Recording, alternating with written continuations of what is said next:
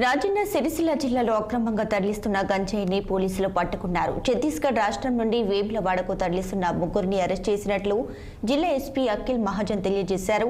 ఇక గంజాయి వల్ల యువకుల జీవితం నాశనమయ్యే ప్రమాదం ఉందని వెల్లడించారు.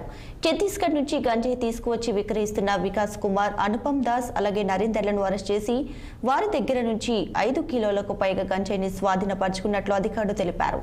ముఖ్యంగా యువత గంజాయికి అలవాటు పడకూడదని, గంజాయి సేవిస్తూ ఎవరైనా తమకు దొరికినట్లయితే వారిపై కఠిన చర్యలు తీసుకుంటామన్నారు.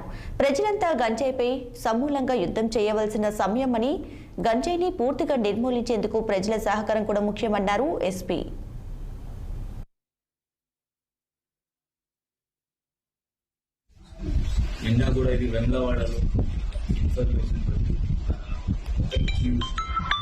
వికాస్ కుమార్ జగదల్ ఛత్తీస్గఢ్ నుంచి గాంజా తీసుకొని కరీంనగర్ డైరెక్ట్ బస్సులో, ప్రైవేట్ బస్సులో వచ్చారు.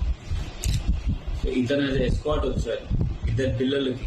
వాళ్ళిద్దరు మైనర్ అనుపమ్ దాస్, నరేందర్ చంద్రయ్య. వీళ్ళ ఒడిశా చెందిన వాళ్ళు జగదల్పూర్లో పని చేస్తున్నారు. వీళ్ళ ఇద్దరికి డబ్బులు ఇస్తాను, ఫోన్ కొని ఇస్తాను. వాళ్ళ నుండి ఒక 5.2 kg గాంజా ఒక ప్యాకెట్లో ప్యాక్ చేసి పంపించారు. ఇతను వికాస్ కుమార్ అయితే ఎస్కాట్ వెంట లారీ డ్రైవర్ లాగా లారీలో వచ్చారు. అది మనం ఇతన్ని పట్టుకున్నాము.